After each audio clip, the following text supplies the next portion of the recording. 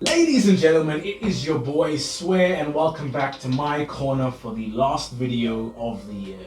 Now it has been a great year for the channel. We've talked about a lot of different movies, TV shows, and I've absolutely enjoyed making videos for this channel. And in 2023, we're upping the levels. We're doing so much better than we've ever done before. And I'm very excited to see the next phase of this channel and how that develops. But for now, for the last film review of 2022, as you can see by the background, we are talking about Avatar 2, The Way of Water. Now, similar to most people, 13 years ago, I found myself sitting in the seats of a theater, watching the first Avatar. But unlike most people, I got there by accident. 13 years ago, 2009, I was 6 years old, and I used to love this little show, you might have heard of it before, called Avatar The Last Airbender. I was obsessed with this show as a kid. And in 2009, my parents caught whiff that there was a movie coming out called Avatar. And so my parents were like, Swear, they made a movie of your favorite TV show, let's go as a family, let's go watch it. So my family and I pull up to the theater to watch this movie that I'm really excited to see. And we sit down, got my popcorn, and the movie starts playing. And we're confused a little bit. You know, the movie starts playing, and there's guns. There are no guns in the TV show, so we're like, okay, we're just gonna keep sitting here, see what happens. You know, it's only been 5 minutes into the movie. You never know, maybe this is just a unique take on the beloved TV series. And so we carry on watching, and we're like, okay. There's blue people, okay. I mean, granted, you know, the Avatar, he does have a blue arrow, so maybe they thought, let's be unique and make the whole body blue, okay. And then the movie just carries on, and about half an hour through, like me, my mom and dad, we're all looking at each other like, I don't think this is the movie that we thought this was gonna be. But I mean, we're here, you know, we paid money to watch Avatar, so we were like, you know, might as well finish watching this movie. Granted, I am 6 years old, and I'm not sure if this is the perfect movie for a 6-year-old to be watching, but we were there in the theater, and so the show must go on. And so we sit, and we have one of, to this day, top 10 movie experiences of my whole life. The first Avatar movie truly gave us an experience that you just had to be there in that moment to understand. Like watching it on the TV at home, it just isn't the same. And so 13 years later, here we are with Avatar 2, The Way of Water. And I made it a point to take my family, with their money, to go and watch Avatar 2, The Way of Water. You know, we went and watched it 13 years ago. I thought it was only fair that we all go as a unit and watch the sequel. And so I wasn't sure if I was gonna make a video, but after seeing the movie yesterday, I was like, yep, this is it. This is how we're gonna close out 2022, with a video on Avatar 2, The Way of Water. And as you can see by the title of this video, I wanna discuss how Avatar 2 understands how to cultivate a vibe. For those of you who are worried, there won't be any actual spoilers for the movie. It'll just be my overall unspoiled thoughts about the film. Let's get into it, shall we? Now, before I go on a long spiel about all the stuff I loved about this movie, I thought we'd talk briefly about the stuff that, not to say I didn't like, but the stuff I was like, you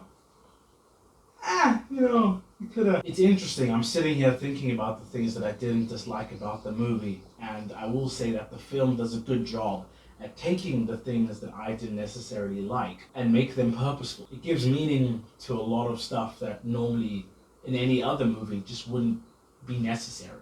And so Avatar does a very good job at taking its weaknesses and allowing it to become a strong point in the film. Like, many people would accuse this movie of being too long, and they would accuse this movie of having a lot of unnecessary scenes, or scenes that could be quicker. Yes, you're right. But the counter argument to that would be that the goal of Avatar is not necessarily to present the greatest plot or the greatest writing, but the goal of Avatar is to truly cultivate, like I've said, a vibe. James Cameron's intent is to immerse his audience into this film that cannot be experienced anywhere else. You know, none of us know what it's like to be Pandora, and so he's gone in the first and second film and truly created a whole world from scratch. Just be a sponge and absorb all the things that this world has to present itself with. Now, there are sequences in this movie where the characters are learning different skills, and a lot of them are drawn out. And that's not necessarily a bad thing. If you want the audience to truly understand and appreciate the world that they are stepping into. You just have to show it. You have to show that this world is truly lived in. There is an actual place here. Pandora is an actual place that exists outside the plot of this movie. And Avatar, not just this movie, but just the idea of Avatar, does a fantastic job of knocking this idea out of the park. When I watched the first movie, it truly transported my family and I to a place we had never been. And it gave us an experience that to this day has been very hard to replicate. And the filmmakers of the sequel have done a very fantastic job of taking the experience that we had in the first film and saying, okay, you like that. Let's do this on steroids. Let's do this times 10. Let's truly give you something that you have never seen before.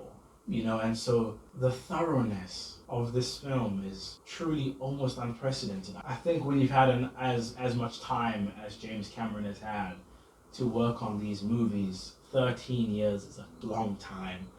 And so you wouldn't expect anything less than what they gave us in the sequel. You would expect the world to be thorough, every minute detail to have been truly explored and exploited, and it has. And I feel like in the sequels after this one, the world that has been orchestrated in front of us will continue to be exploited for everything that it's worth, because why not? You've done stellar work in creating this world from scratch, like I said, so why not dive into everything that it has to offer? There are a lot of fantasy shows and films out there that present to you worlds that feel too clean, and they don't feel like they exist outside of the plot of the story that we're watching. James Cameron is just one of those people that has a way to truly make the world that you're witnessing feel lived in, have grit and dirt to it, and make it exist outside of the bounds of this story. And when you're witnessing something that feels real, you as an audience begin to care.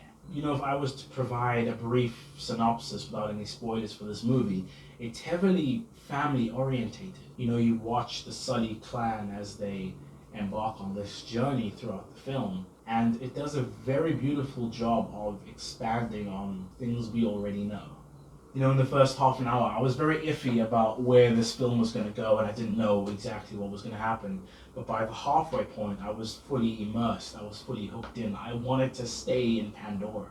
I wanted to be there for as long as possible. They've truly done a miraculous job of creating such a beautiful film. It's funny, in the past 3-4 months, I have been one of the few defenders of Avatar. Because if you followed what's happened online, most people truly didn't understand the necessity of this film, and they didn't really want to see it because why? It's been 13 years, no one waited this long for a sequel. People said that they didn't care about this movie. But I kid you not, man, it's been out for 2 days, and just seeing the response of it online, everyone's a bunch of liars, man! Even though everyone says that they didn't want anything to do with this movie because it's been too long for them to care anymore. I myself maybe was in that camp a little bit. Everyone's still gonna see this movie. You're lying to yourself if you're saying you're not gonna see this movie. It's a very good movie, and two, you'd be a fool not to want to put yourself in this world once more, to experience and cherish the new things that have been brought to this film. I've said this already, but with a film like Avatar, the point is not to engross you in its plot. And this sequel does a far better job in doing that, at least, than the first film. This film's plot is very gripping and really emotional, and it does its job that it's supposed to do well enough. But I would argue that that's not the intent of films like Avatar.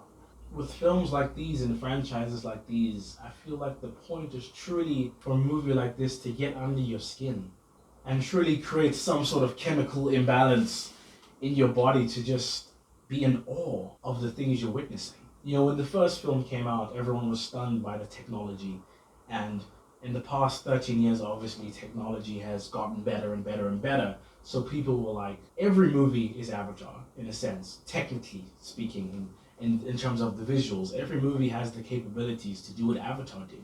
Why would we care about seeing this when there are hundreds of other entities that exist that just do the same thing that Avatar does?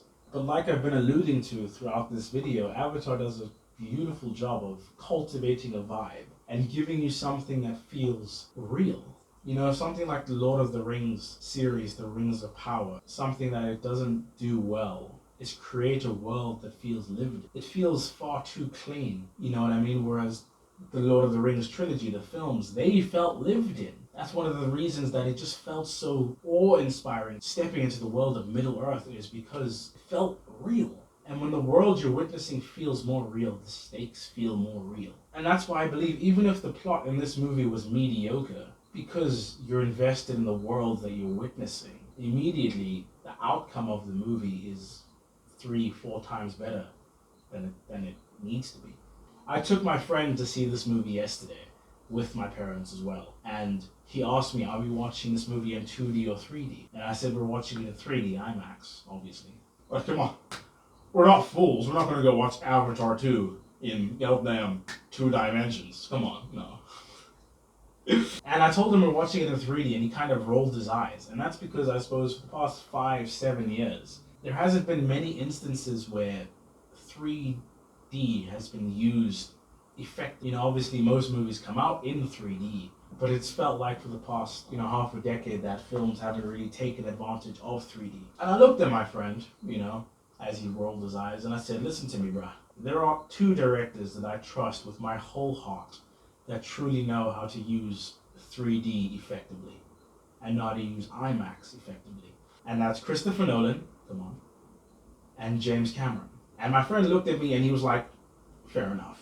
And by the end of the movie, I think he understood what I meant. And he believed what I had said. We haven't spoken about it, but just watching his reaction and hearing his brief thoughts on the movie afterwards, I think the whole point of 3-dimensional films is to immerse you even more into the film.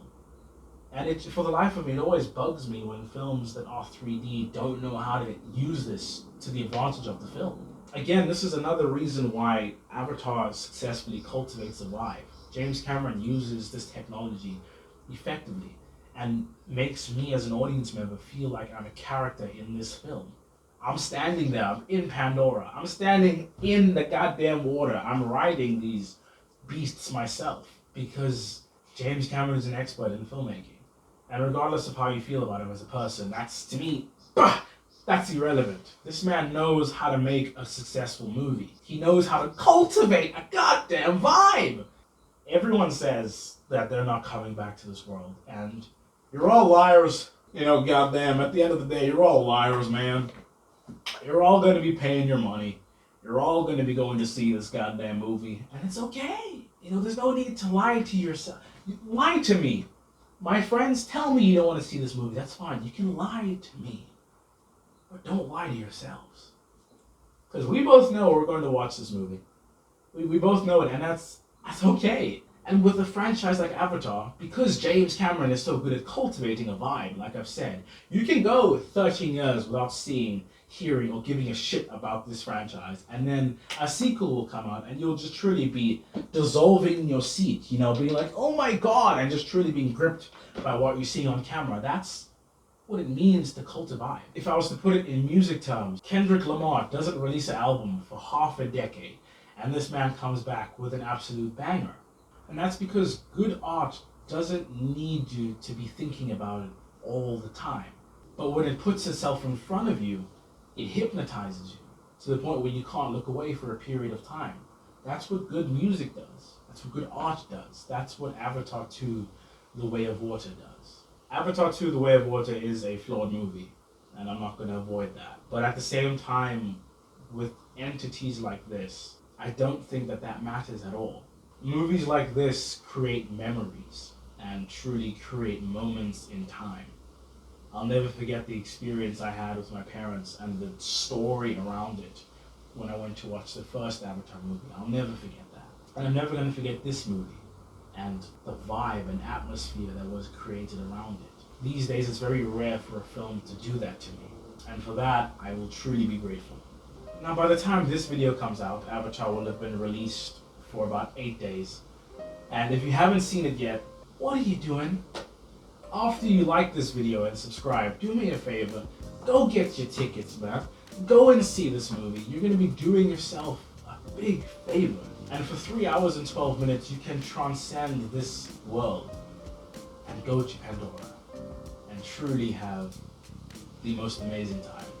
Now once again, for the last time this year, it has been your boy, Swear, and thank you for stepping into my corner. It's been a pleasure making videos for you, and I will see you all in the new year. Cheers.